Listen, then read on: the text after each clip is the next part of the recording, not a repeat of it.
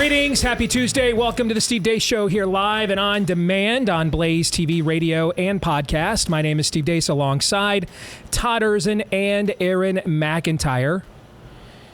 We've got a loaded show for you today. We'll get into what is on today's program in a moment. But first, I don't know if you saw the news. We already hit an all-time high for the most expensive car loan market since 2007. The latest data shows it's now gone even higher.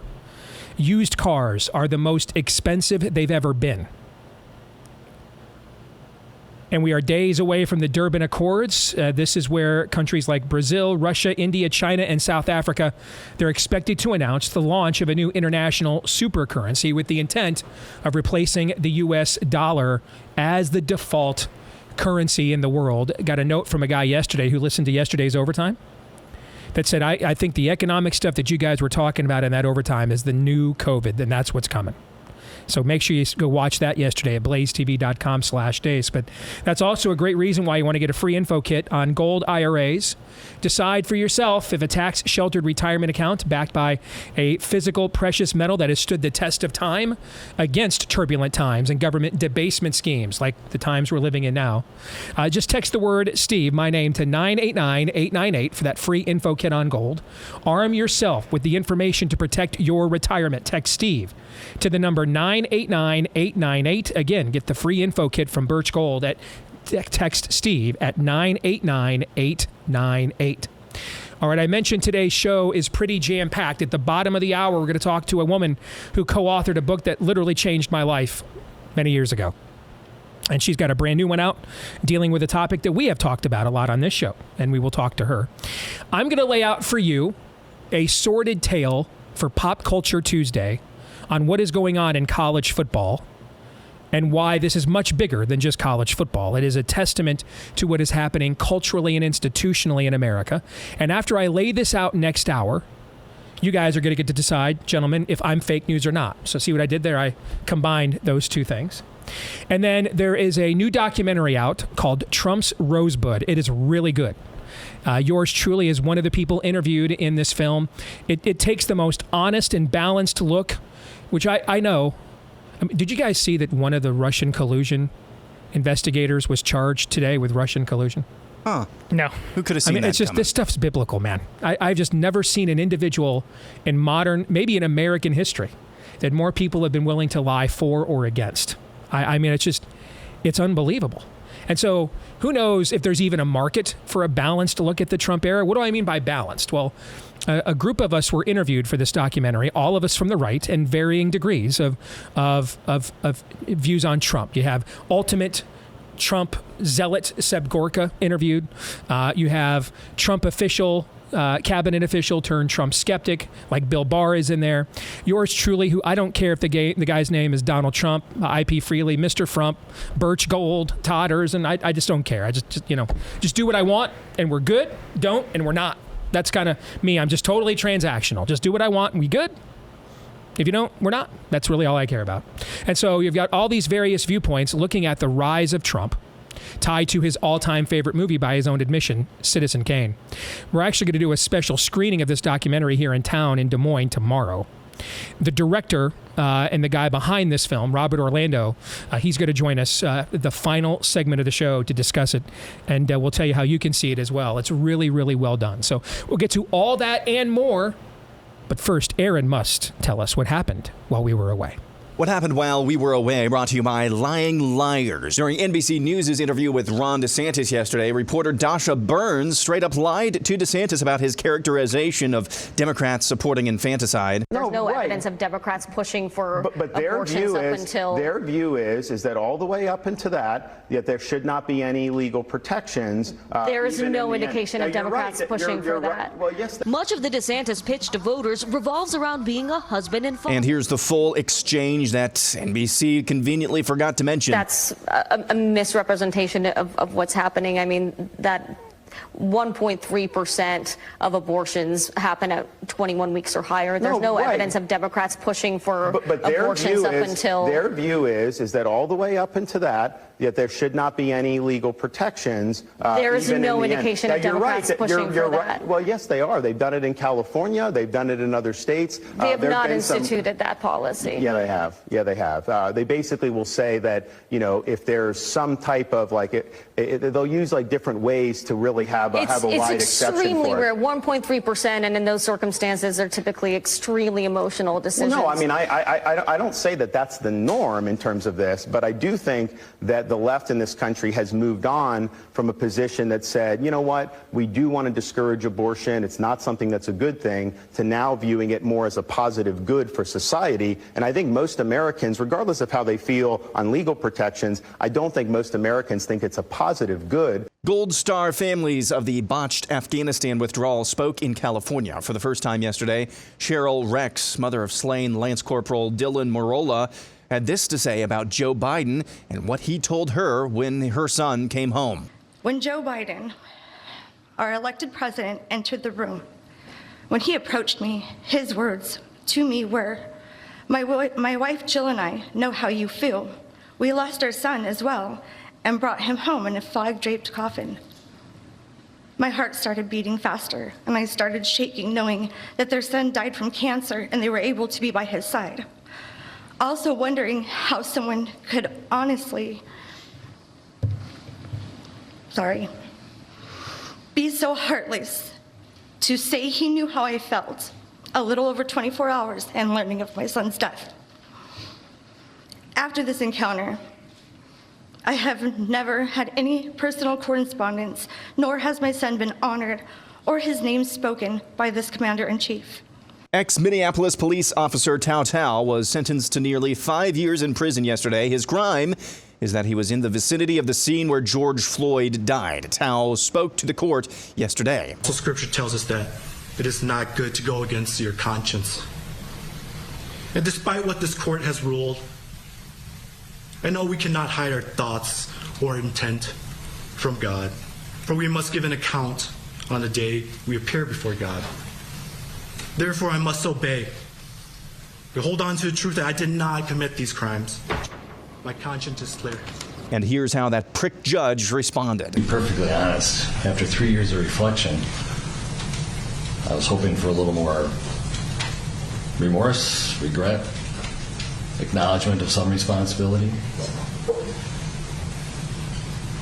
and less preaching. Remember when Tucker Carlson was a conspiracy theorist for correctly pointing out the Democrat machine was engaging in the Great Replacement to make whites a minority in the United States? Yeah, fun times. In completely unrelated news, here's this from The Hill. Gen Z will be the last generation of Americans with a white majority, according to census data. The nation's so-called majority minority arrived with Generation Alpha, those born since about 2010.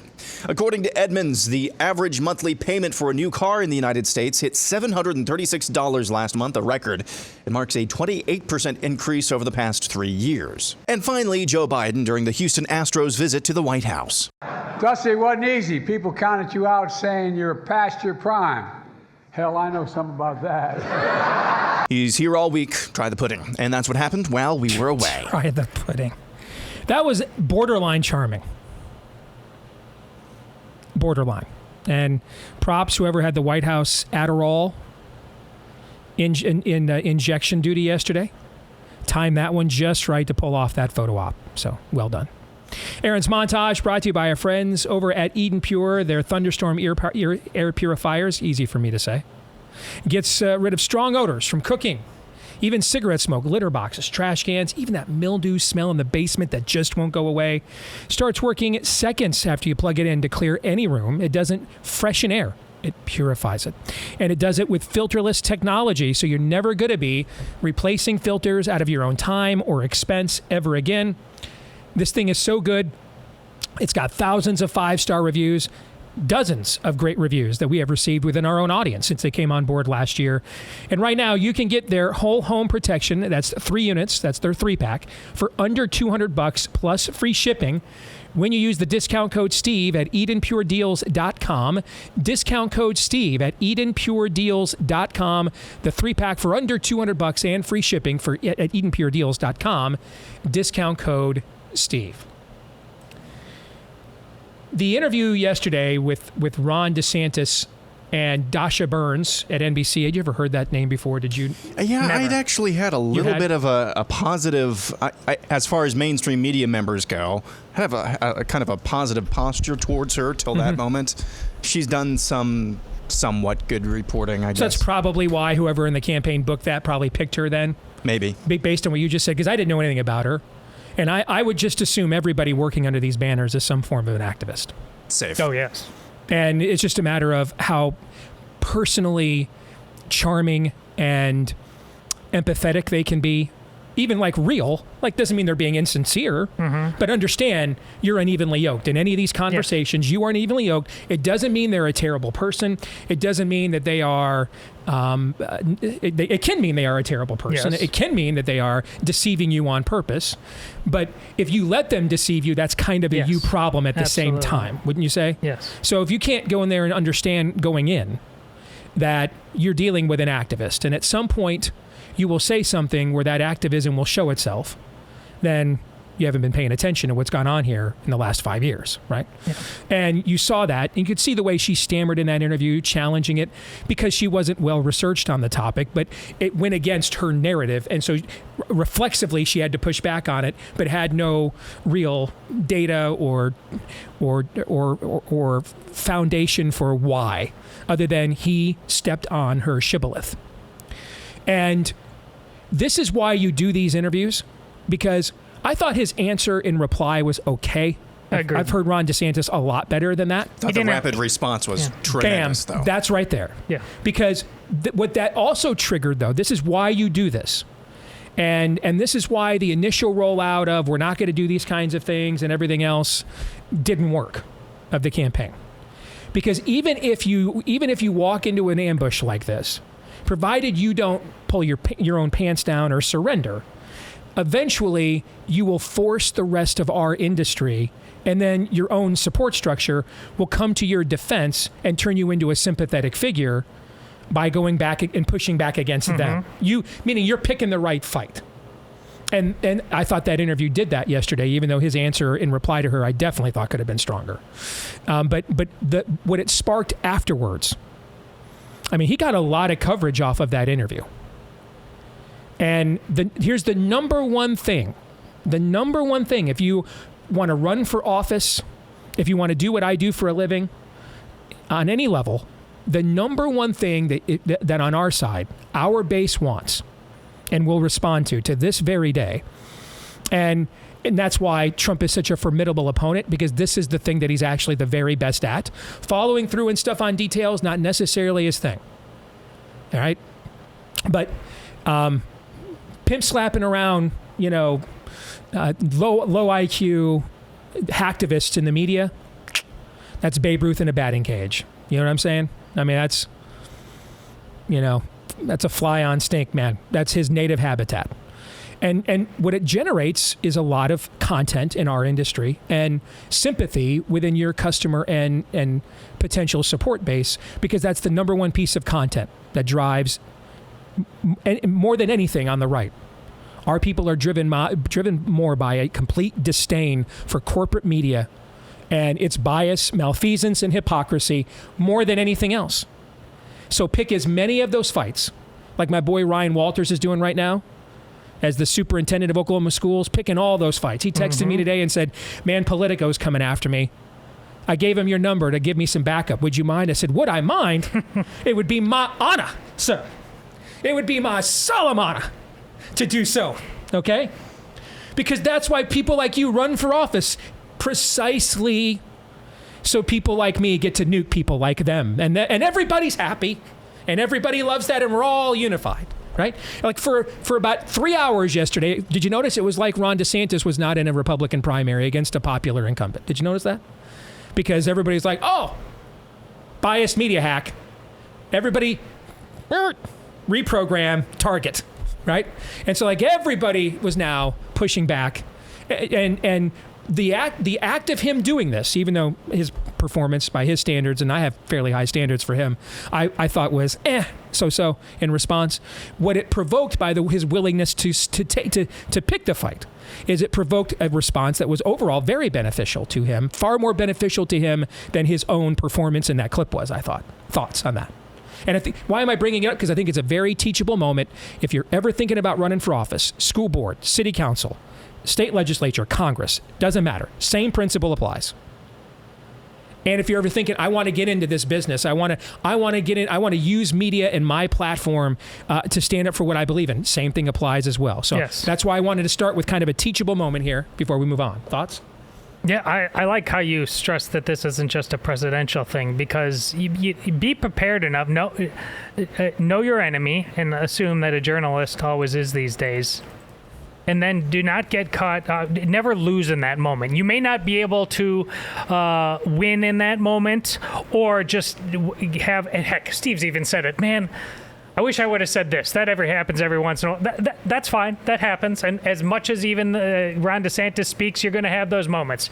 But definitely don't lose in that moment. And you can guarantee that, A, by being generally ready and not being psychologically or emotionally off guard, and B, just always being more informed on the issue than the hack interviewing you. Amen. Aaron?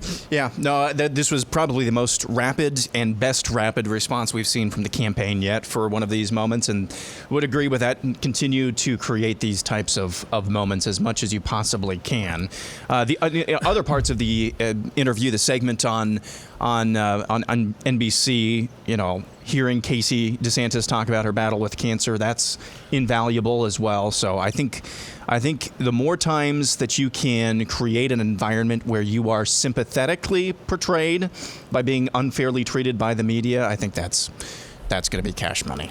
Okay, so along those lines, I want to pivot to something else, if you guys don't mind, because something I have been asked about a lot in my inbox is why I haven't pushed back harder on DeSantis saying over the last 2 days that Trump lost the election. So to me, it's semantics. I mean, is Donald Trump president today? He is not. Then he lost the election. Now, we can all debate, and my feelings on this are very clear, and they're not changing. I mean, Chip Roy's one of my best friends in the world. The only time him and I have ever argued, and it was vehement, was about this. Yes. Okay? You might have even heard some of those conversations behind the scenes, frankly, at the time. So most everything else, we pretty much share a brain. But on this one, it was heated. To me, it's semantics to say Trump lost the election or it was stolen, because Biden is president today. But I want to share with you why I've not brought it up yet on the show, and I'm bringing it up now because several of you guys have checked me to say why. There's another part of that clip, again, that has largely gone unshown. And this is where Ron DeSantis and his team have got to be careful, because the media, this is where if you are going to go into that territory and there's blowback. The other side has bullets too, right? And so go back to what I said about Trump. This is what Trump is absolutely the best at, blowing up their narratives. And long after he's gone, we're all of us that do this for a living are going to owe him some debt of gratitude for the body count that he accumulated in doing that. Fair? Yes. Okay. But there's a trade-off. And so when you go into that, that's a war zone. The other side's not just going to sit there and let you fire your shots. They're firing back. And so that always creates blowback, collateral damage. You have to beware. For Trump, it is allowing it to get so personal that you now provide them the content that they will now go to their intended audience and use against you. You know what I'm saying? Yes. See, here he is being a douchebag. Here he is being a jerk. Mean tweets. He insults people, right? Where he's so aggressive at times, and I am sympathetic to people who are too aggressive at times. Okay. Where he is so aggressive at times, you create blowback. So now you're feeding their narrative. And maybe you're still winning, but you let them score more points than maybe they should have. You should have covered the spread. Mm-hmm. So you won on the scoreboard, but You didn't cover the spread. For DeSantis, because we're getting really our first look at him on a national stage now. And the thing I think you have to be concerned about, first and foremost, is to make sure you don't let them use you to feed their narrative in another way. So with Trump, it's his persona. That he can let them feed their narrative with his persona. Not a good person. Don't you want to move on? He's erratic. Too much drama. Shouldn't we have normalcy? We've talked. That stuff's been well documented, and we've lived through 3 election cycles of that kind of behavior and response. For DeSantis, what I have seen is people have laid out headlines. DeSantis says Trump lost, without going to the rest of the answer to the question that he has said. I mean, keep in mind, this guy outlawed all the Zucker books. Literally, they had cops on the streets in Broward County on election night, guys. On the streets. Just waiting to arrest people for trying to steal the election. Got rid of the Broward County election commissioner. Remember that? Got rid of her. Yeah. Remember when, like, Florida was done counting at, like, 10 o'clock Eastern?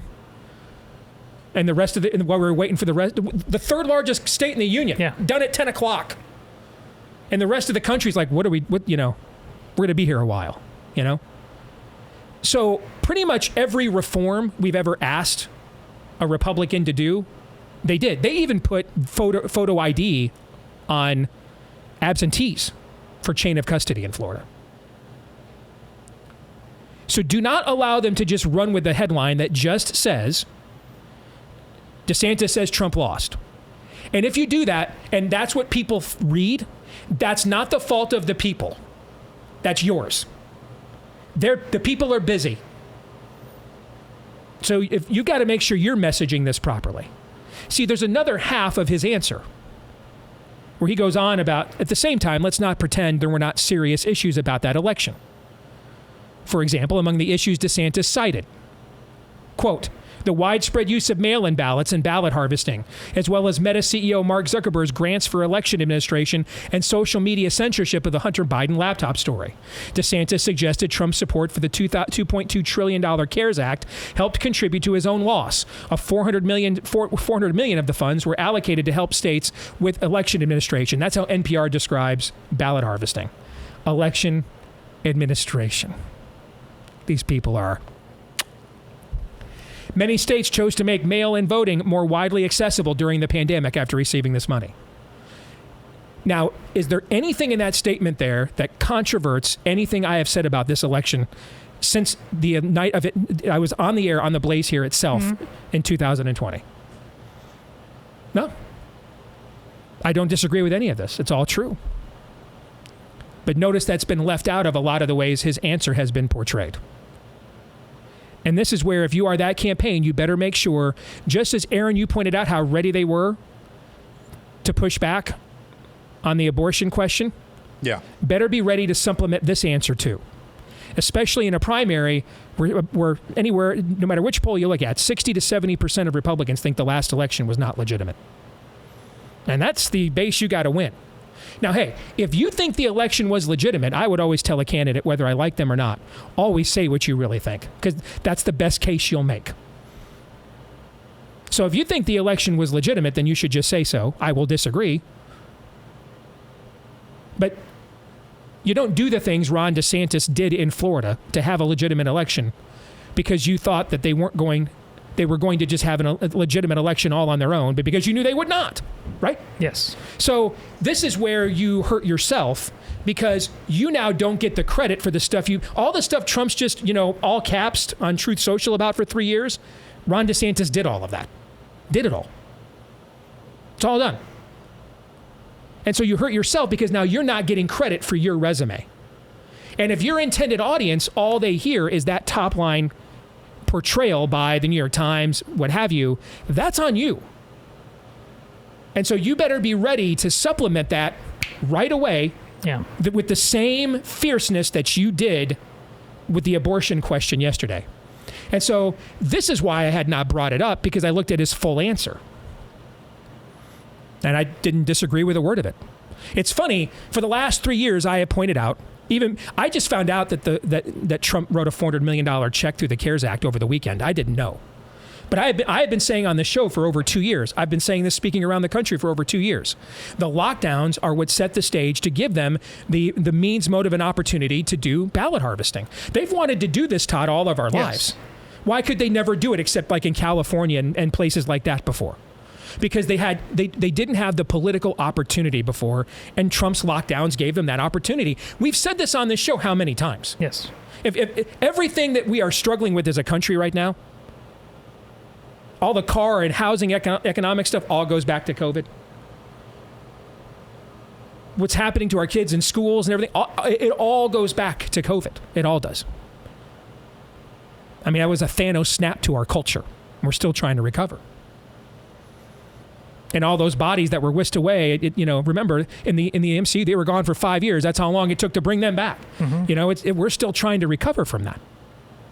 Yeah, our Blaze editor, Matthew Peterson, tweeted, a revolution happened in 2020, and people are still trying to wake up from that, or actually trying to say they're fighting to stay sedated because they just don't want to acknowledge it. Correct.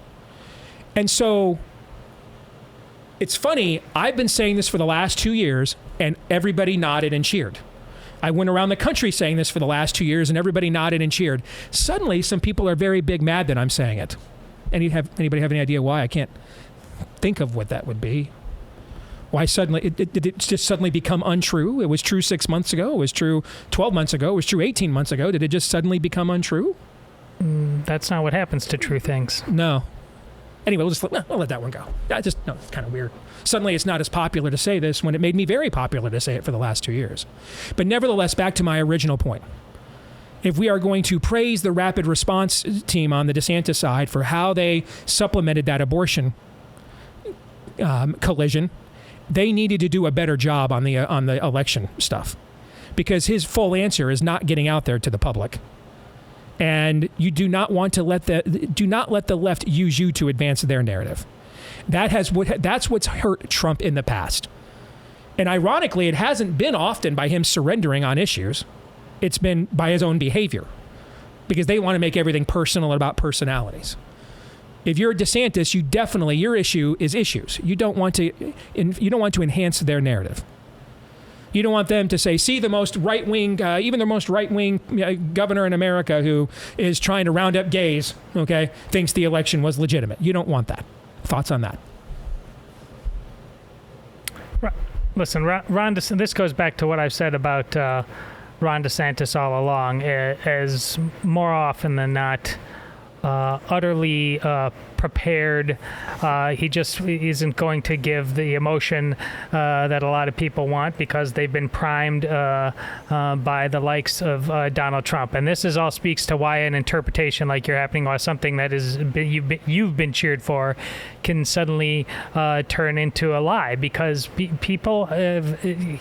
Donald Trump has simply reprogrammed people at a cellular level to just react to things in ways that they simply wouldn't have in the past. But I think your diagnosis on what transpired there, what DeSantis has done, he recognizes there's an obvious threat. Donald Trump himself walked away from this thing how many years ago? He's not the president now. He's ranting and raving about wanting to be president again, because he couldn't be president again if he was actually president now, because of term. People have lost their minds. You simply need to acknowledge that whether it was for illegitimate reasons or not, we need to react to the reality that he wasn't president. The only person who did that is DeSantis, by not doing all caps things, by making it a reality that it wouldn't happen again. That's why you need to open yourself to up as a legitimate candidate.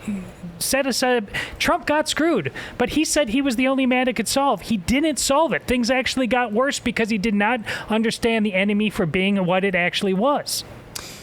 The very fact, let's just pretend that, all of your theories about the election were true. And it was stolen because of Dominion flow charts, and Nicolas Maduro stole votes, and Hillary Clinton, blah, blah, blah, blah, blah. All of the most sensational theories are true. How is that not proof that Donald Trump didn't drain the swamp? Yeah, exactly. But people don't want to hear that. We'll come back, talk to a woman who helped write a book that literally changed my life. When we do, stay tuned.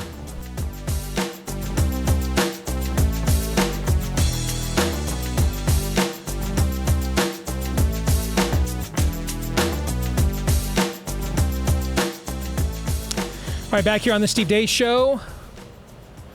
You need to start taking care of your liver right now. Why? Well, because it helps with approximately 500 key functions in the body. Is that important?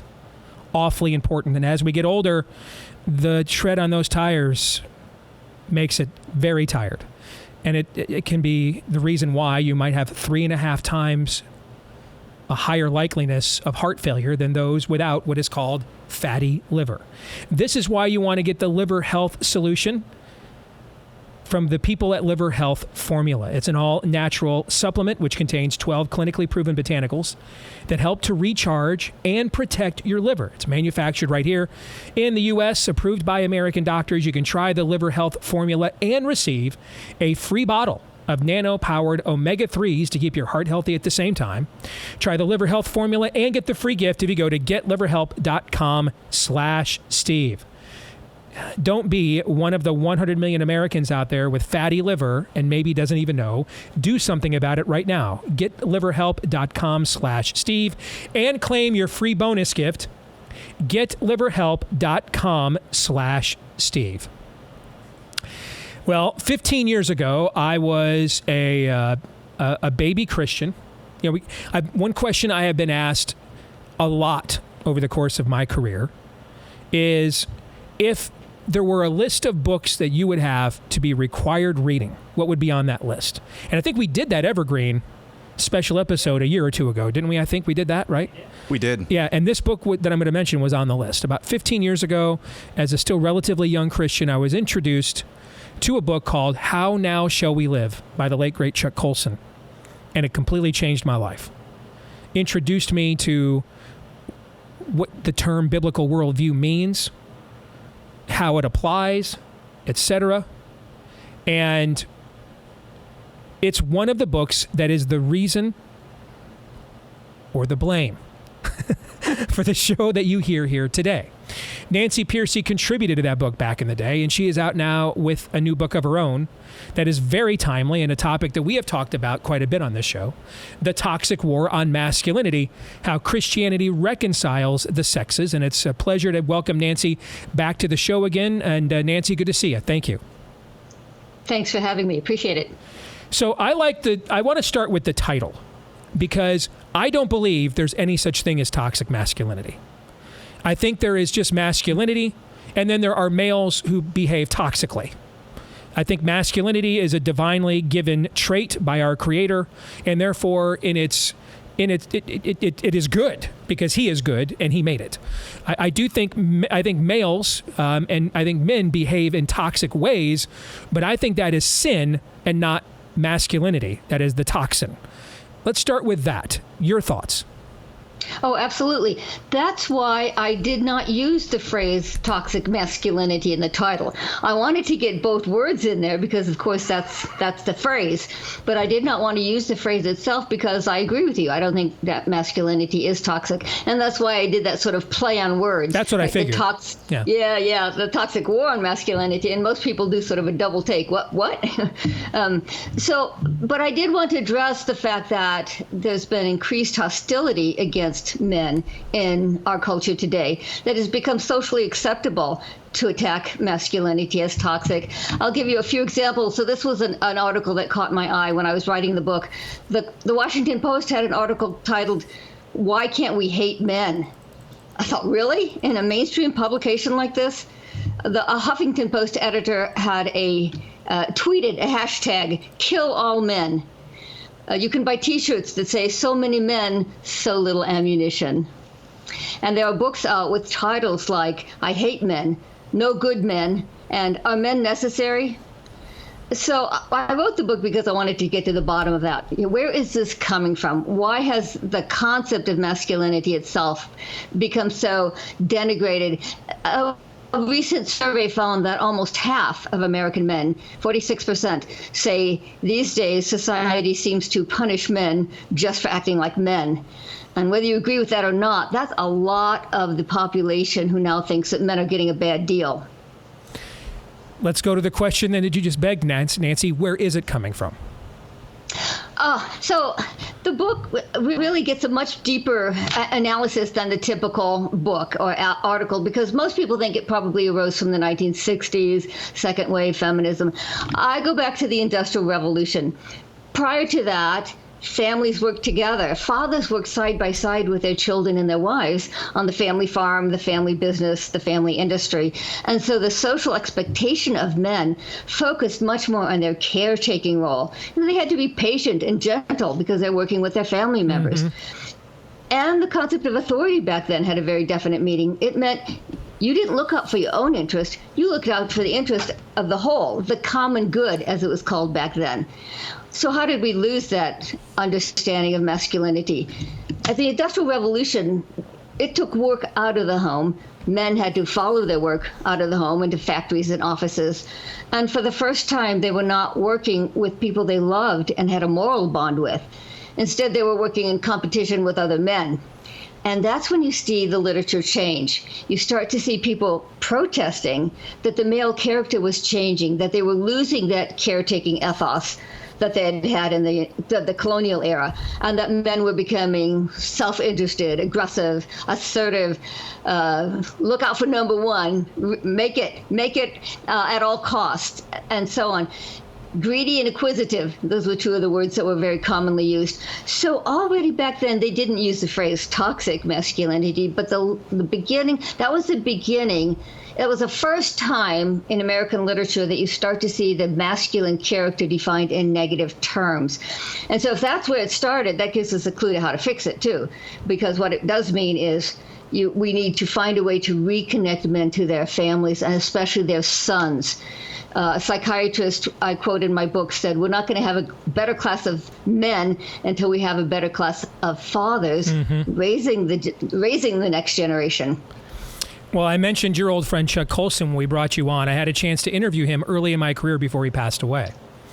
And one of the things that he said to me is, after decades of doing prison ministry, one question was the same, regardless of socioeconomic or racial status.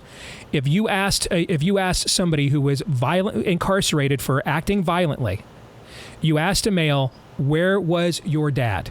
And either they didn't know, or their dad was also in prison. And he said that, he told me that was a universal.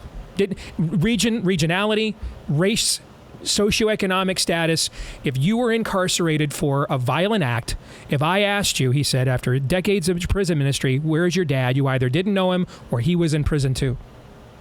Exactly. We knew that working at Prison Fellowship, that's some 85% or so of people in prison, which are mostly men, were there, especially violent crime, like you say, they were raised in fatherless homes. And you have to realize that today, 40% of American children are growing up living apart from their natural fathers, and often do not even know their natural fathers. It's the highest rate of single parenthood in the world. Isn't that something to be the top in the world for?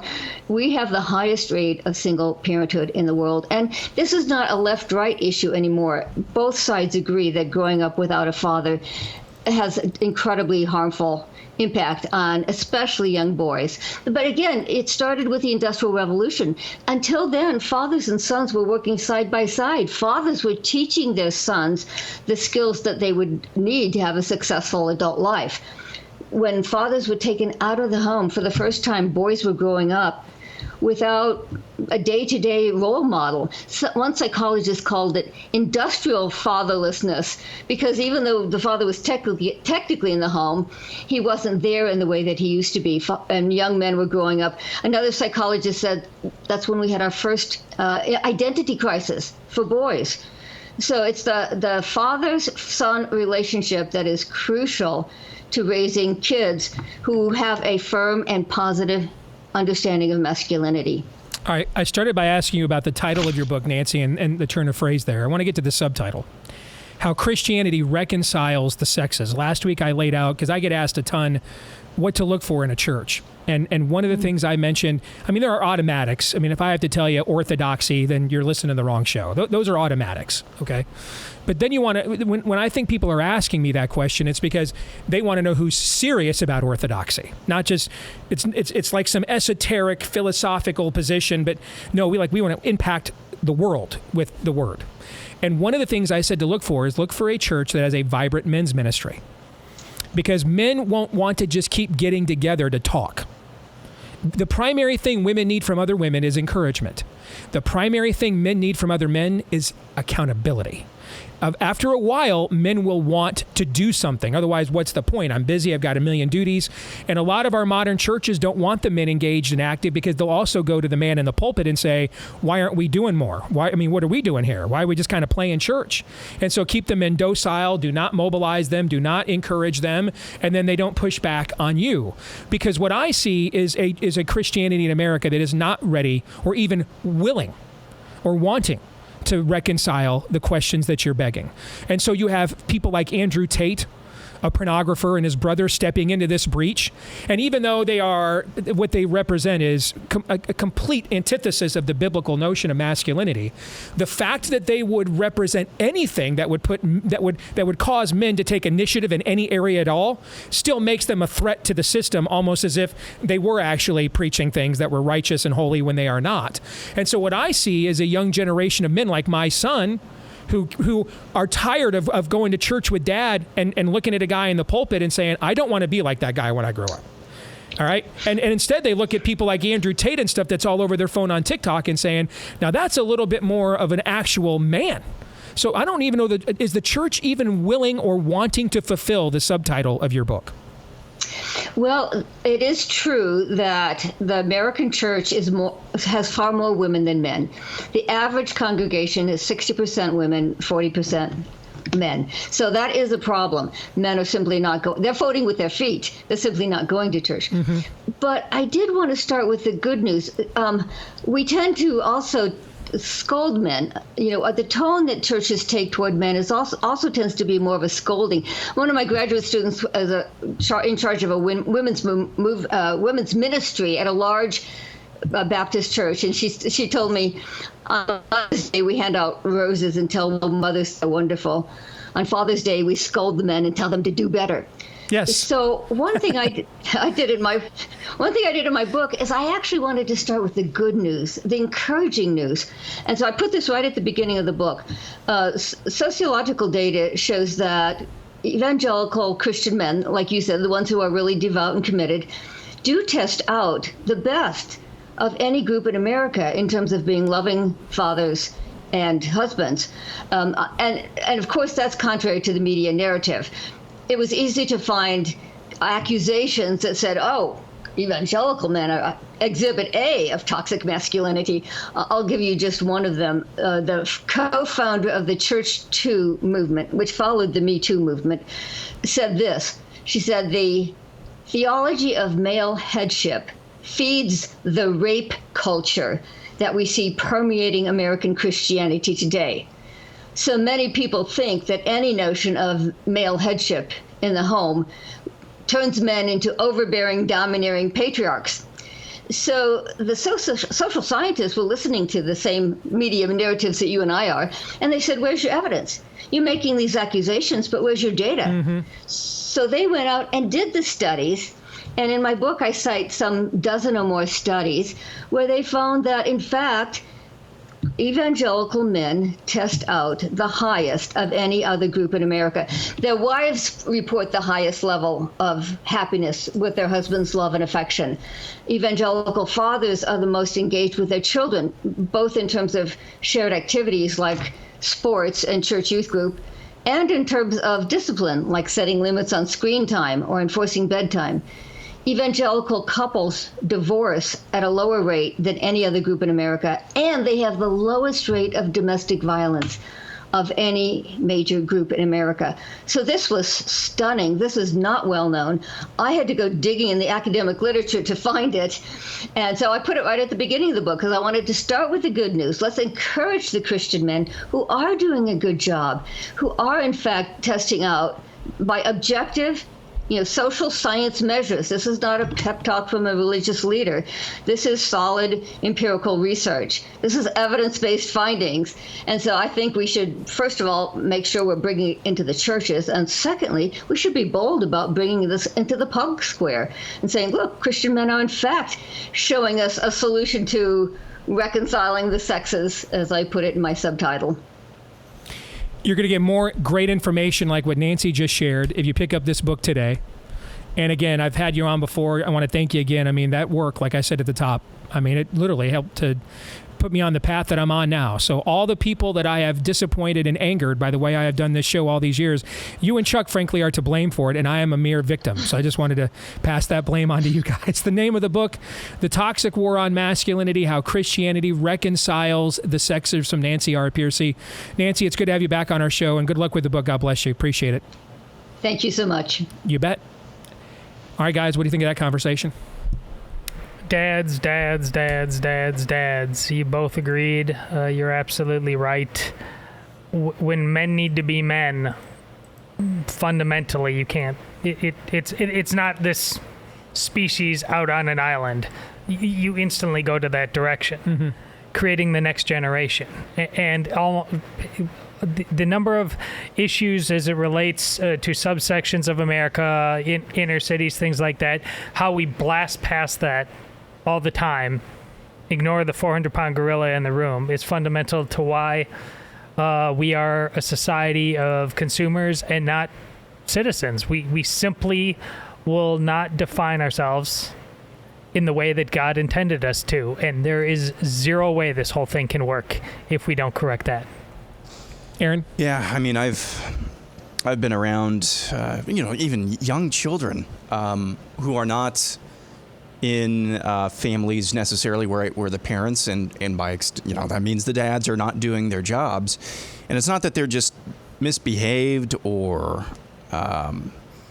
angry, that they seem to be sad. They just seem to be sad, and that breaks my heart.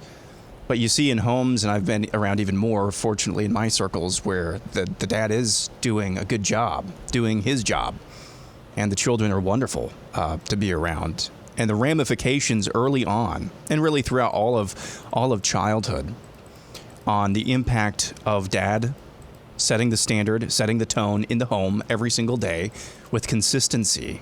The ramifications of that, I talked about pastors and men yesterday. Even more, dad and children, dad and family. That's the ball game. My wife sent me a video yesterday about a guy saying that they interviewed a pedophile and said, "What's the biggest threat to pedophiles?" They said, "Dads, who they know will be a threat." And this says, your job is to be a threat to protect your family. All right, for Pop Culture Tuesday, I'm going to lay something out, and then you guys are going to tell me is it fake news or not when we come back for Hour 2. Stay tuned.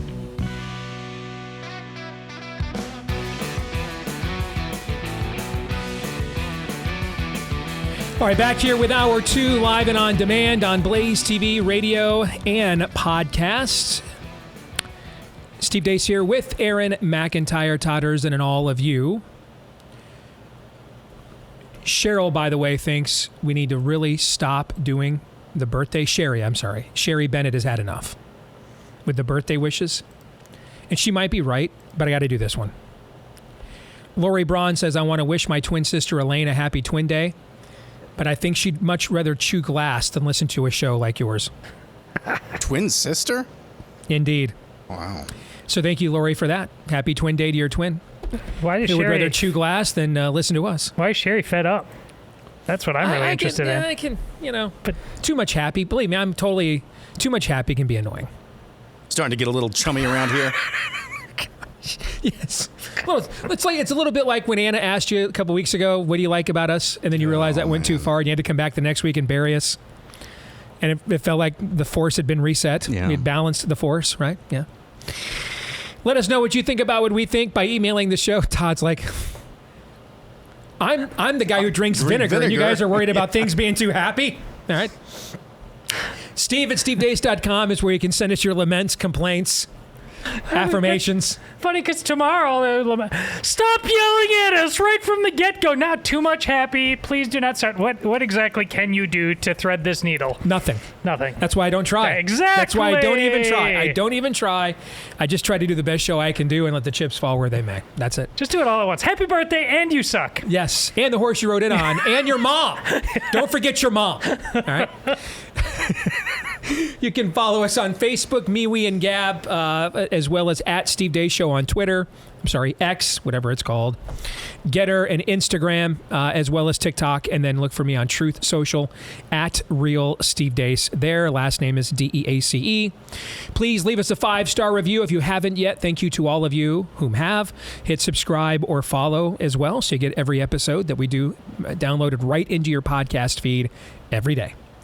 And this portion of the show is brought to you by Jace Medical. Remember, they came out with the Jace case last year. We promoted that.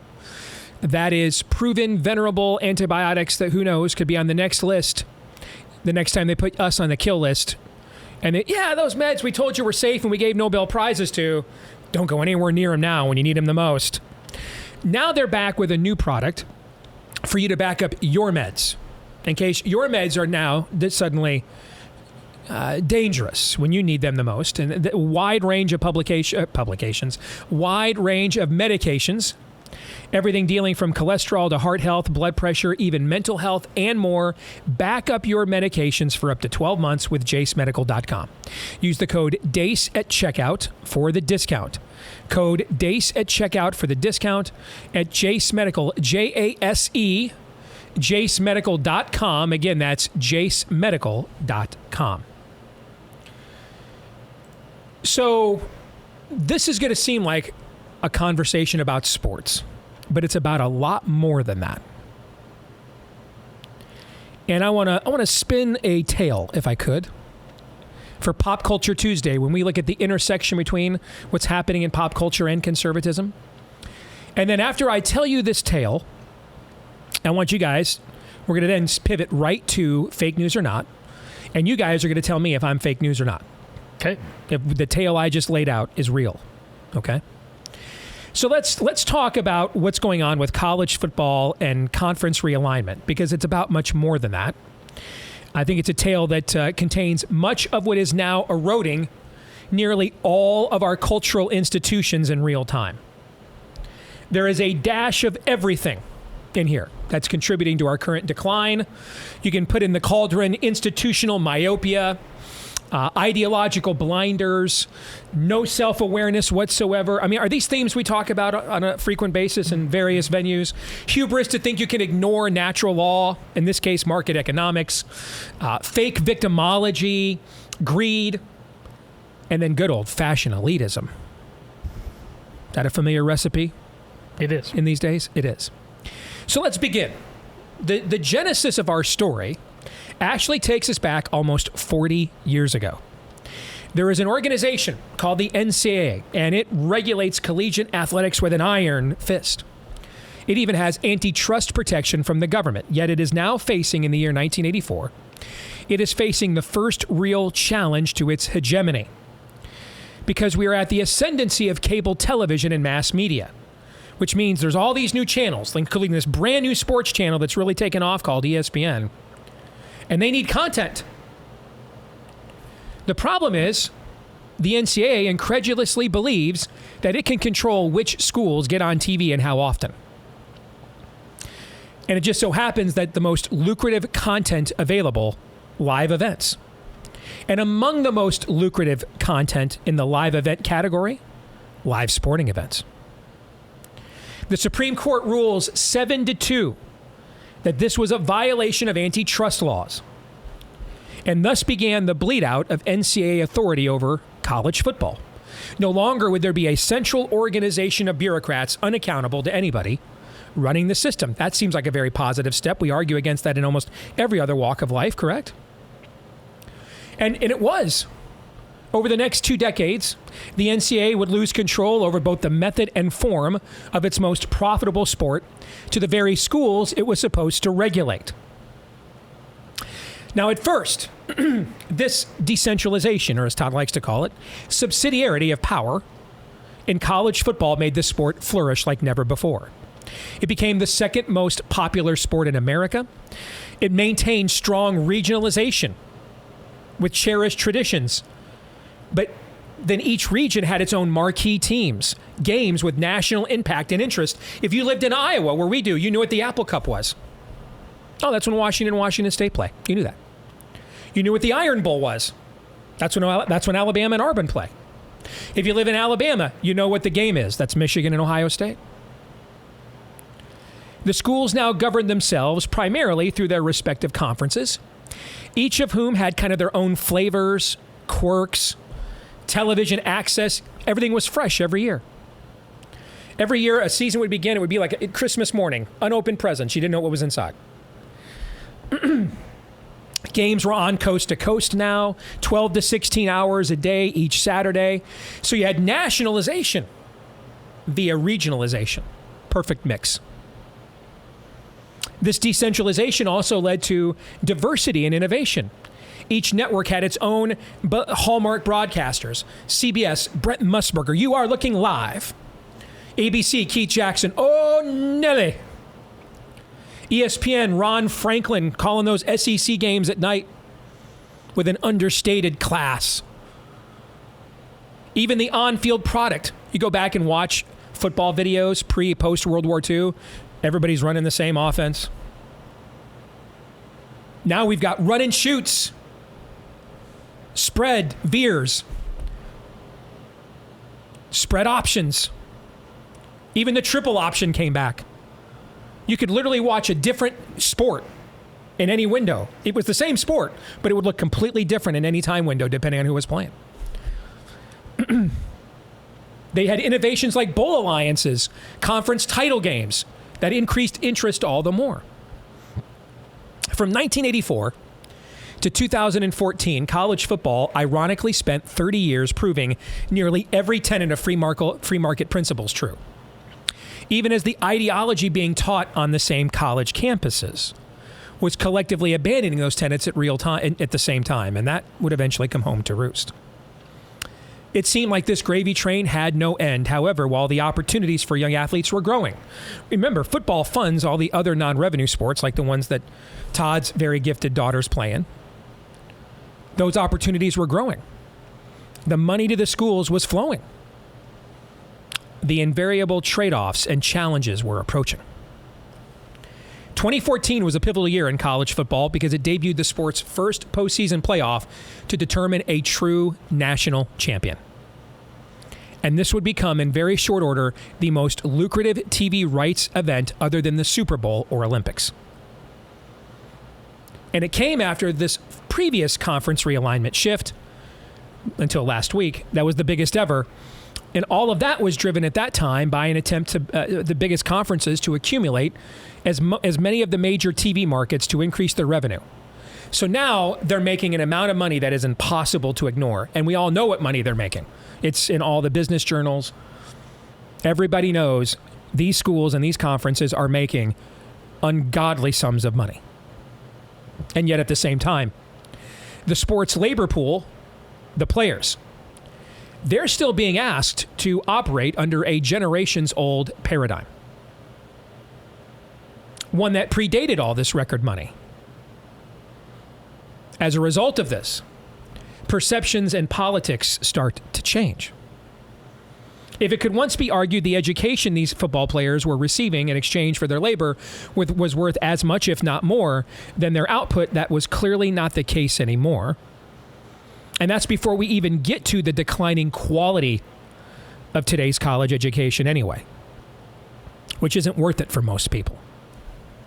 Especially because at the same time, college football wants to restrict its most marketable athletes, all of whom are legal adults, from profiting off of their name, image, and likeness. In other words, free markets for me, the schools, but not for you, the players.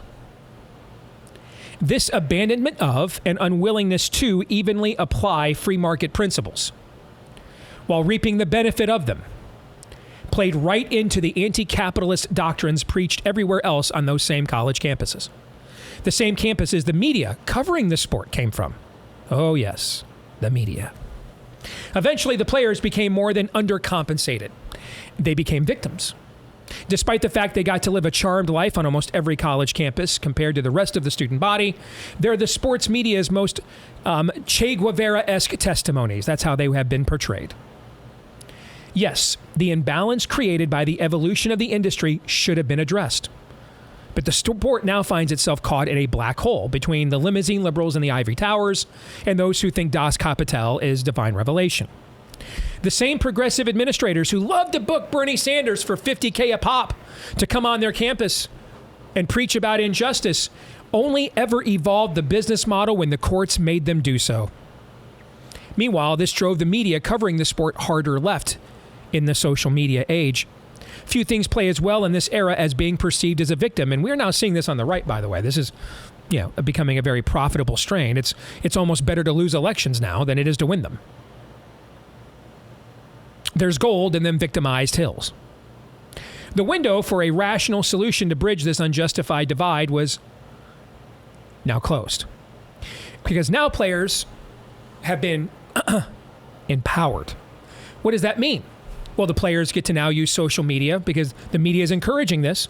If your head coach wears a shirt to practice that says, or wears a shirt in public that says One American News Network on it, like Mike Gundy did when he was at Oklahoma State, he gets attacked by the players and has to issue an apology.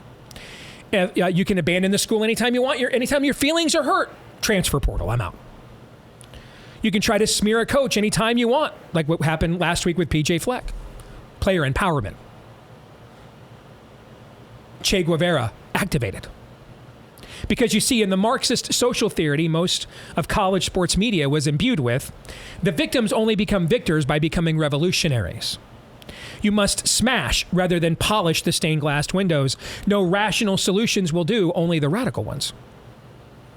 So while the players became fully radicalized by the media and their institute's own elitist ineptitude, those institutions were increasingly being squeezed at the other end by the realities of market economics they now thought they could ignore. The Supreme Court ruled 9-0. You could not limit the value of a scholarship, meaning if one school thought that a scholarship included a car and another school said we can't afford that, you don't get to stop another school from determining what its scholarship is worth. Other cases ruled the players now had a right to market themselves. Meanwhile, TV markets were starting to matter less, while brand potency was beginning to matter more. Vanderbilt and Rutgers are located in Nashville and New York, two very coveted TV markets. But their respective shares of those markets is so anemic that schools like Oregon and Clemson, who are from holes in the wall, like Eugene and South Carolina, BFE South Carolina, they have far more valuable, rabid fan bases, so they're worth more now. Why does this matter? Because the technology is changing. Linear television is a dying model. Advertising budgets aren't what they used to be. Soon, streaming will be all. All will be streaming. Except there are already too many streaming services for everybody to afford before we even get to that point. So that means you need to load up on bankable brands to join with for that eventuality right now. So that you have a content library that is so loaded with can't-miss products, people will feel they have to pay for it.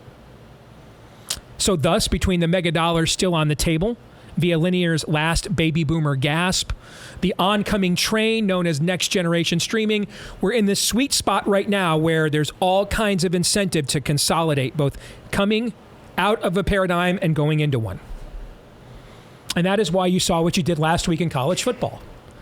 But why specifically was the Conference of Champions the IBM of this tale? Well, the Pac-12, like IBM, has nobody to blame for itself. IBM thought MS-DOS was invaluable. Told these two guys like Bill Gates and Paul Allen, you can have it, all yours. Thank you.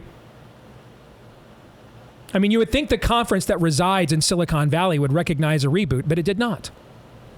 The Pac-12 could have been a dominant player 12 years ago, but it decided against adding Colossus, Texas, because Texas wanted to absorb its own network into the Pac-12's. That same Pac-12 network that had no linear partner ended up becoming a sinking albatross that nearly bankrupted the conference. The Pac-12 then idiotically signed its media rights away for a decade. Any technological evolutions taking place here? in 10 years or less in the industry we work in? Yes. And then just signed everything away for 10 years so that it was no longer in a position to respond to market changes. Of course, those evolutions eventually came, and the league was now handcuffed from evolving itself. It was trapped, a trap of its own making. Then the league failed to see that it only had one standalone brand, USC. And schools like Cal Berkeley that invest nothing in sports by comparison were being treated the same. Now, I get that you want to share revenue in a conference. We've been doing that in the Big Ten our whole lives. But there are ways to still play favorites with people who are carrying the freight. For example, don't make USC play a Friday night road game on a short week in a tough situation, which adds an L to your most bankable brand and costs you a playoff spot. Pac-12 did this several times. Didn't have to. Just chose to. Eventually, Fox and the Big Ten, now joined as one, made an offer the Trojans simply could not refuse, and the Big Ten only made that offer to compete with the brand acquisitions made by ESPN and SEC, which are now fused as one, when they acquired Texas and Oklahoma from another conference, the Big 12. Still, despite all of this, the Pac-12 had another chance to save itself in the aftermath of the stunning loss of USC. The league was given a respectable offer for its new TV rights. But now the lack of self-awareness comes in. Well, we're the conference of champions. We think we're worth more. So they turned it down, and they went to market believing they could do better. When they went to market, they learned a very harsh truth. You're just not that valuable. In fact, there's a sports business journal today out with a report that shows only one major network, only one linear network even bid officially on the Pac-12, and it was ESPN for like a handful of games at 10 o'clock Eastern. And yet still, after all this self-awareness, there was one more chance for this league to save itself. The Big 12, stinging from the loss of its top brands, offered a partnership to the Pac-12. And it would have saved both of them. But those sanctimonious fellows in the ivory towers in Berkeley and Palo Alto, well, they just couldn't imagine being in bed with places like Ames, Iowa, and Waco, Texas. So they sneered at them and turned them down. That snooty elitism would be the final blow. There was now nowhere to go. The league was caught between the elitism of its presidents, unwilling to partner with people they viewed as deplorable, and the realities of its lack of market value, so it couldn't get a deal on its own. And the league kept promising this new deal was coming for a year, and it never really came. When it finally arrived, it was not what was being billed. It was an embarrassing incentive-based streaming deal that resembled much of the very same model that had already failed the conference, called the Pac-12 Network. This is almost like business karma. This is failing full circle. The league was right back to where it started. And then several of those schools, like Utah, who was looking down at the Big 12, and why the hell is Utah looking down at anybody, by the way? Can I ask that question? We're now calling that league hat in hand last week, looking for a landing spot, because you see, when the Pac-12 passed on that deal, the Big 12 stepped in and said, we'll take it, and the networks gave it to them instead. The Big 12 said, we'll take that deal, we'll stabilize ourselves. We recognize who we are. We recognize we're not one of the big boys, and we're okay with that. We just want to be stable. We're going to be self-aware. It was even thankful when it added the Pac-12's worst program, Colorado. And thus the league, which acknowledged reality, will live on and thrive. It has found its market niche. The league that thought it could magically think will die, or at least be relegated. And this is a tale that is being told across the American landscape right now. Systems that refuse to adapt when they have the chance, and then once caught in their own hubris, they're exploited by radicals and crisis actors. Those who see truth and act on it still have a chance, but they are rare. And that's a major reason why American exceptionalism is increasingly rare in our day and age. Now, is the tale that I just spun fake news or not? Gentlemen, I'll get your take on that after we talk about our friends over at Patriot Mobile, who are on the cutting edge of recognizing market realities, who are attempting now to be on the vanguard of the parallel economy. And thankfully, they are with a product all of us need nowadays, our mobile phones. So if you want to take part in doing business, and you do, because I do business with them, so I can attest firsthand how well they do business. If you want to do business with America's only American mobile phone company left, offering dependable nationwide coverage on all three major networks that you can switch to or another at any time, with their 100% U.S.-based customer service team. Go to patriotmobile.com right now. Make the switch. patriotmobile.com/Steve. patriotmobile.com/Steve. Use the offer code Steve for a free activation. If you're a veteran or first responder, let them know they've always got extra goodies for you to say thank you for your service to the country. patriotmobile.com/Steve. Stop giving money to people who hate you. patriotmobile.com/Steve or call 878-PATRIOT. Gentlemen, the floor is yours. It's fake news because it misses the forest for the trees. It's right insofar as it goes, but it is ultimately like doing a deep dive on the many years of watching the Kardashians, and analyzing their relationships. But we're not supposed to be spending this much time on this.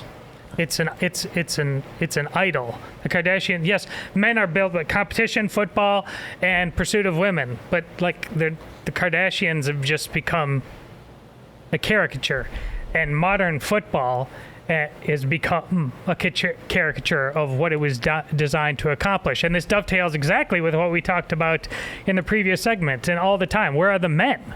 Well, this is what the men are doing far too often. And over in England, it would be there's watching soccer or something like that. But your diagnosis of everything from front to beginning is correct, except the end about acknowledging reality. None of this. This is a fantasy land. The amount of time and we'll never be able to get this right because it has become an idol.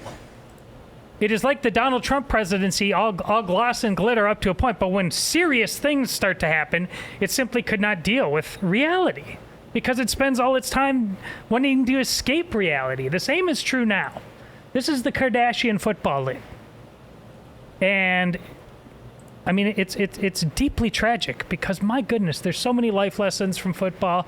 There's so much to be had with keeping it in proportion. But, now here we hear, and you just listen to sports radio. It's so funny listening to everybody talk about it. Everybody's like, man, this is chaos. This is broken. What can we do? When they've spent all the time saying all the things rooting for the things that got us here, and now saying outwardly, their self-awareness is like, I know this is all bad and broken, but man, I can't wait till college football season starts. You will not escape this black hole. That's the problem. This is not a sustainable reality, but it's what we want. What do you do with that? And it hurts because our show is built on men being men. They can't be men and be this obsessed with this.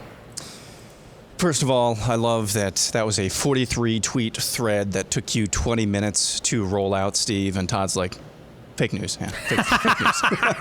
I love that. But the way where Todd ended there is kind of where I want to go with this. This is a tale of a failure of masculinity and men, just as much as it is elitism, all the other snobbery, all the other things that you laid out as well. But it's also, for one conference here, a triumph of it, actually. Bob Bowlesby, now the former commissioner of the Big 12, not only did he help save college football in 2020 from the madness of COVID stan, whatever he did when Texas and Oklahoma bolted, whatever he did to creatively and really blow this up to enforce ESPN to come to the table with a pretty good deal, just saying, yeah, no, we're not just going to feel sorry for ourselves here. We're going to act proactively. Okay? I was just stabbed in the back by two really big knives in Texas and Oklahoma. And no, this is not going down on my watch. So I think he deserves credit in all of this. He might have saved a lot of programs. He might have saved a lot of... And then that means a lot of scholarships for soccer players, a lot rowers. Of opportunities for a ton of people. Agreed. However, the biggest takeaway that I have from all of this is it's shocking to you in a culture, and particularly a microculture, which it's big. California is a big state. So a large culture like California that's run by communists. And the communists look conservative to those at UC Berkeley and Stanford and other places, but especially UC. Is it shocking to you that this fell apart principally because of the elitists at those institutions who preach a gospel of inhumanity? Really, that's what they do. That's what these institutions do, first and foremost, is preaching a doctrine of inhumanity. Does it shock you that they don't give a flat rip about tradition? Does it shock you that they don't give a flat rip about the regional ties and the rivalries and things like that, and doing everything that they can to preserve that? No, it doesn't shock you at all. This entire episode is inhumane in the sense that, no, we're going to toss all of the things. We're just going to get rid of all of the things that made not only college football worthwhile, not only made it fun, we're just going to get rid of all the things that made it a good thing. It shouldn't shock you at all. So, yes, there is a triumph of masculinity to some degree with Bob Bowlesby in the Big 12. I think that's maybe a silver lining story of the silver lining of this story. But fundamentally, we just don't know what we are and who we are as human beings. And it should not shock us that the same people who preach the gospel of inhumanity at those institutions would just be totally fine with chucking all of the things that made this sport good. We're short on time. I want to add one thing. From my perspective, doesn't mean I'm right. From my perspective, my difference in opinion from you guys, or whatever difference in opinion I have, stems from I just don't believe you can possibly ask human nature to turn down the amount of money that was offered to them. That's just not how people act. That's just not human nature. And once that kind of money that's what market economics is about. Once that kind of money is on the table, things change. Tony That's Evans reality. disagrees in the book we're studying right now. Okay. That the institutions were literally supposed to say, we don't want $100 million from ESPN. We don't want that. They were supposed to say that. We argue against the media in every other sphere defining terms. But here's the thing, Todd. But in football, that $100 we say million it's okay because we love it. That $100 million, it's what's funding that program at Arkansas that your daughter's at right now. It was before. We don't need this now to do that. It was before. Okay. That's also what let you have games on ESPN and stuff to watch when you were growing up all your life. So that's my point. That's why I started with the other model. We were either going to have a model where a bunch of unelected bureaucrats decided everything, or we were going to have a model where people were able to market what they were actually worth. There was going to never be an in-between. There was never going to be an in-between. We're not allowed to have these asterisks as Christians where we say this thing is just all value. The whole point of that book, Lord over everything, this is antithesis. But we're not talking about Christians. We're talking about people.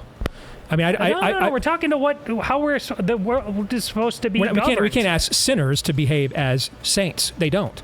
That's why we came up with free markets, because sinners won't behave as saints. That we had to create situations to create competition to incentivize them to behave better.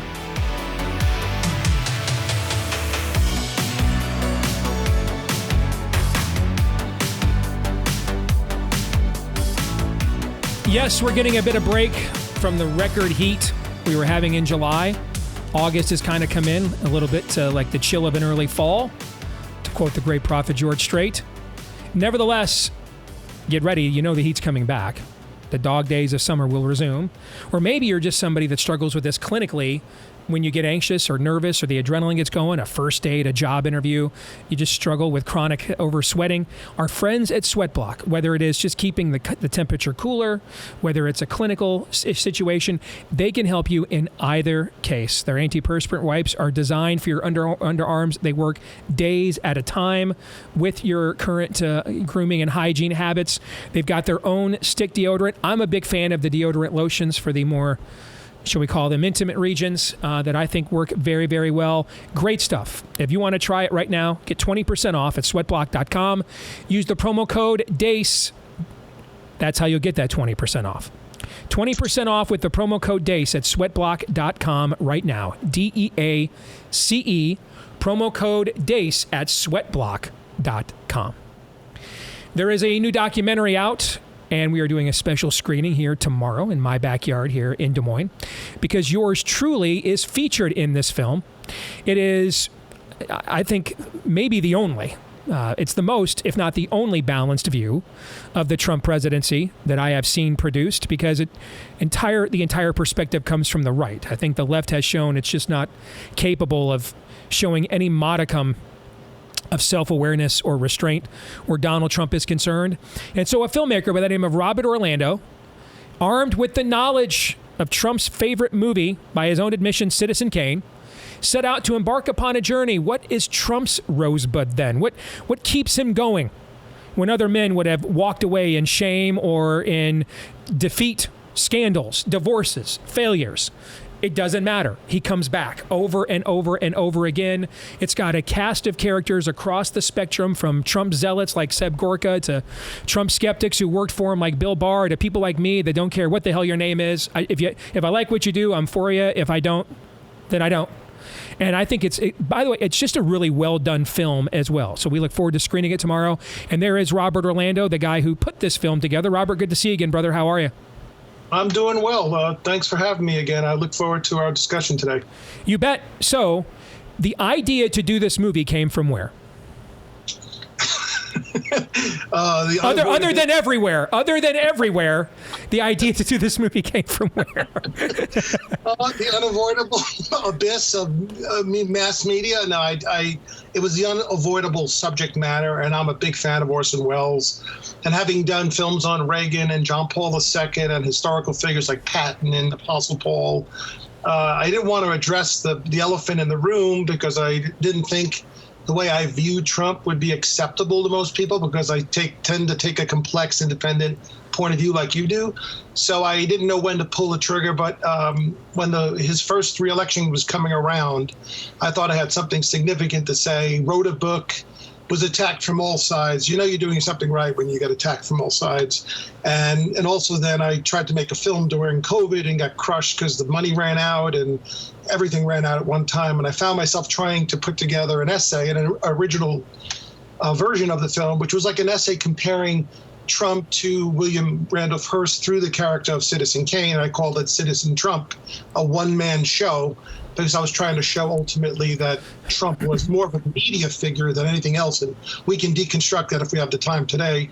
But then it was bothering me for years, because it was an incomplete attempt, which got shut down again from both ends. No one wanted to hear it. It was a bit too heady you needed to know a little bit about Citizen Kane to make the reference and see that Hearst is almost an archetype of Trump to varying degrees, as is Citizen Kane, the character.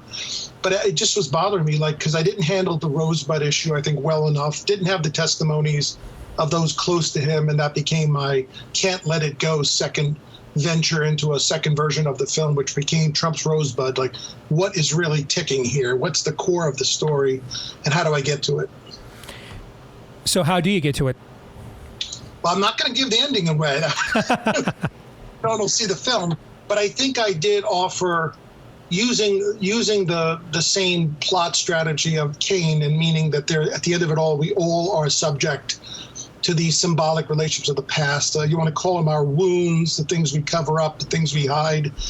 It's not just psychobabble if it's handled correctly, and I think with a certain level of sophistication, but it does give you a way to track back that sometimes all of our lives are a way to try and forget something. It's all a reaction from something that hurt us real bad when we were young. And this is not like a left-right issue. This is not even political in nature. I think this is so basic, it's absurd. I've had such a fight to just get the film out. So I'm looking forward to finally uncorking that and saying, no, we're all sinners, we're all human, we all have things we cover up, even powerful men, and maybe even more so with powerful men. What did you learn through this process about the subject matter at hand that surprised you the most? The first thing was, I lived in New York with Trump for so long that, frankly, I mean this respectfully, he was almost such a accepted kind of figure, like I don't want to use the wrong language, but he was just accepted as someone who, on some level, yeah, he was a businessman, did great things at certain times. So it was kind of like more of a buffoon, like more of like a showcasing, over the top, you don't quite take him serious. So when you're living with someone like that, he was almost easy to dismiss. I mean, he's waking up in bed with his wife, Melania, or I don't know if he was married then, talking with Howard Stern about what happened the night before. He's calling Tucker Carlson on the phone, and I don't know what kind of, can I use language on your? Probably not, but go ahead. Okay. Yeah. He's talking about how, Tucker makes a comment that's slightly derogatory, even just critical of him on the news, and he catches Tucker at the pool the next day with his children and says, yeah, that was a good comment, but I get blanked more than you do. I mean, just so there's like petty cross-dressing with Giuliani. He just wasn't a serious figure, and he was continuously running to be president. It wasn't just like one moment, an epiphany, and then he came down the escalator. He was calculating for years. Yeah, he was going to run in 2012. I know people that he flew out to Trump Tower. He was showing them the campaign merch and everything. They were ready to go, and then all of a sudden, out of nowhere, they pulled the plug and did not do it. Yeah. But it goes back even further. He was looking into the Reform Party. Right. I have a theory on this. I couldn't cover it in the book. If I get to write the full tome, like if we have enough distance from us, I might like Haberman did, but maybe with coming more from the center right, I would still hit some of the notes that she did, and that is that a lot of this comes from, I think, avoiding the strongman contest. So in the case of 2000, he was not going to have a debate with Pat Buchanan.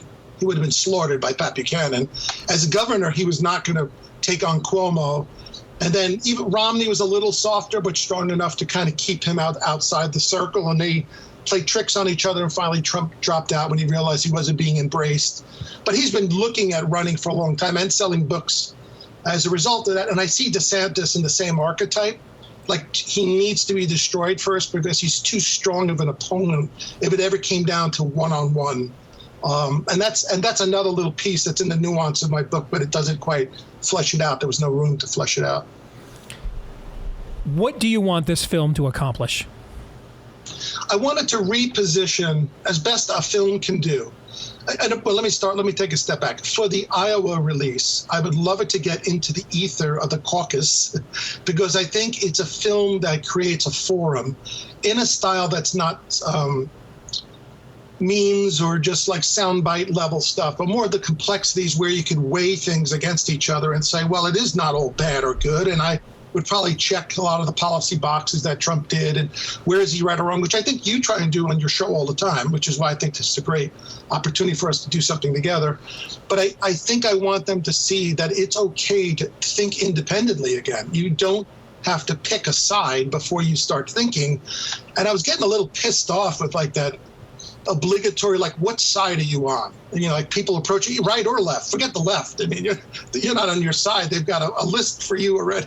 But on your right, it was almost like, how could you go against the fearless leader, as you've used the phrase? And I'm like, no, that can't work out well. So I would like to like crash that right-left ceiling, the glass ceiling, and say, no, this is our world. We get to talk about it. We get to make films about it. We get to caucus about it.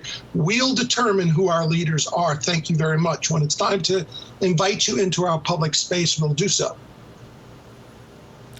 What's the thing about your movie you think the audience will be the most surprised by?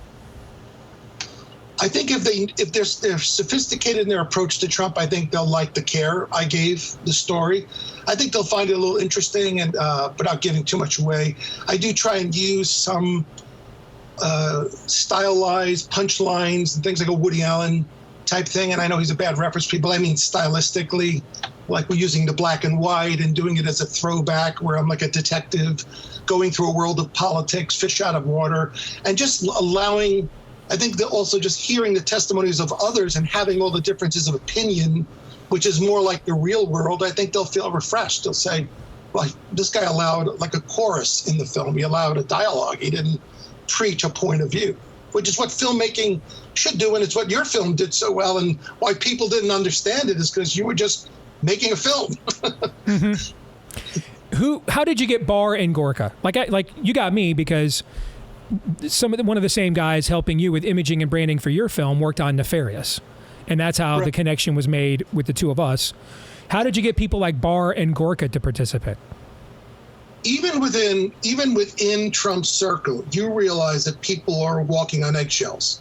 Now, to me, this is a worrisome sign because you would think at that point, guys, I'm kind of on the team. I might be like this far onto the right in the team, but we're like in the control room together. We're all flying the same spaceship. But even within there, the fear to be nuanced and the fear to also publicly promote the film, to me, was another indication of, wait, this is something to worry about, even if it's all on the right, because it's not as bad as dealing with the neo-Marxist stuff, and we can get into what all that craziness is. But it's still bad because it's still shutting down thought, and it's becoming pick my guy, or this conversation's over, or pick my guy, otherwise I can't represent you, and I cannot publicize your work. So I'm still feeling that loyalty, and I don't mean people can't be loyal, and I think there's a reason to be loyal to Trump that I hope comes out in the screening, but I think that it was the loyalty first, that secret demand of, like, how could you dare question the leader, and that's what made me want to do it more so.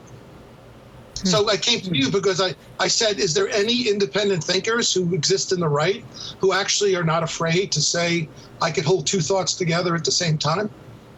That's what and that's where you came out. I said, I know, I knew you from the Blaze. So you and I did an interview earlier, and I was like, why not? What was the conversation with Seb Gorka like to get him to come on? Short of arm wrestling, I was ready to take my shirt off and take him to the ground. It would have been easier to just take my shirt off and just film this, guys, and let's just do this now. It would have been easier. He's a powerful guy. He's got really strong opinions, and you have to respect his background. Given where he's come from, you better be a tough person, and you better stand for something. And he's also probably, proximity-wise, probably has been in some of the most intimate moments where he's the inside guy and they're banging on the walls. So, I mean, I understand. I don't ultimately agree where he lands. I think there's still room for that critical space. But I understand, you said the zealot. I don't know if I would have said zealot, but that loyalist. I'm going down with the chief. That's my job. What about Barr? How did you get him to do it? Ran a similar thing, ran into him at a meeting. He found out I wrote a book on Patton, and he's a little bit of a military historian himself, and he loved the idea that we discussed with each other how using military strategy is a great metaphor for leadership, and I've written 3 books on this topic. So he liked that, and that led to a conversation. I was like, I've been exploring this for a long time. Would you be willing to get on camera with? And he said, sure, because I think at his point, maybe not in exactly the way I landed, but in a slightly nuanced, different way, he also was trying to balance different points of view within one, on one character. And I think he was finding the same problem, that he got pushed out from the right, landed in the left, didn't necessarily want to land there. I don't think he was scheming this, but I think he got so pushed out because he was willing to say, no, he was wrong there. No, that's a narcissist. No, he's thinking of himself, not the country, and that's not going to do well. And that's back to that loyalty first vibe that I picked up on. So I saw him at the far left of the right, within the conversation. So, all right, very plain spoken. Yeah. We're just about out of time. How can the audience outside of Iowa see this movie? So they can go to trumpsrosebud.com, and it's there for streaming. Available now at any time. But most importantly, I'm hoping if we can, give the ad where the theater is in Iowa. Are you planning on doing that? If not, I can do it right now. Yeah, it's at the pardon me, the Palms Theater in Waukee, Iowa is where we're doing this on Wednesday night, 7 o'clock. And then you and I will talk about it afterwards, too, in fact. So Wednesday night, 7 o'clock, Palms Theater, nicest theater probably in the state of Iowa. 7 o'clock tomorrow night at the Palms Theater in Waukee. You can go pre-order tickets right now on their website from them. Palms Theater in Waukee, if you want to come and see this movie. It is extremely well done. And everybody else can go to trumpsrosebud.com. Robert? Yes. And I would just think, if I can add 15 seconds, I think the films are meant to be viewed in a theater. They're meant to be taken in almost dreamlike. You have to ingest, you have to give it a little time. It's not like watching something even on a nice home TV set, because I think it's ultimately communal. Yep. Frank Capra's famous quote, I'd rather have 500 people in the dark then have a mass audience. But so that 500 people in the dark, and they might not be 500 tomorrow, but whatever that number is tomorrow, I'm saying I think will lead to special things because it'll be a safe forum to discuss things that I think a lot more people are thinking about but are not voicing in social media. TrumpsRosebud.com is where you want to go. TrumpsRosebud.com. We'll see you tomorrow, Robert. Thank you. Thank you so much, Steve. I really appreciate what you do. You bet. Same here. Brought to you by our friends over at Relief Factor. If you're struggling with chronic pain, now's the time to check out the all-natural anti-inflammatory that you want to check out, because likely what is causing your chronic pain is too much inflammation in your body. So this is drug-free, though it is created by physicians who can prescribe drugs, and they're so confident that it'll work, they offer it to you for the first 3 weeks at just $20 to see if you don't see a difference in the pain level, your soreness level, your stiffness level in 3 weeks or less. Why? Because about 70% of the time you do, and you stick around for full price later on. So take them up on it. What do you got to lose for $20? ReliefFactor.com is where you want to go. Again, ReliefFactor.com, or call 800-4-RELIEF, 800 the number 4 relief, or ReliefFactor.com. And again, the website for the movie, if you want to see it, TrumpsRosebud.com. That's where you can go, TrumpsRosebud.com. And if you are one of our people here that lives locally in Iowa and you want to come to the screening tomorrow night, it's at the Palms Theater in Waukee, Iowa. You can get your tickets there right now. Just go to the Palms website. They got a nice restaurant, too, there. So you can make dinner, whole date night out of it if you want to. All right? But for the rest of you, TrumpsRosebud.com. All right, we're going to stick around and do overtime. Our good friend Julie Kelly's going to come on and yell at me for about 10 minutes. That should be fun. And you'll get to see it at blazetv.com/Deace. For the rest of you, back at it again tomorrow. Until then, John 3:17.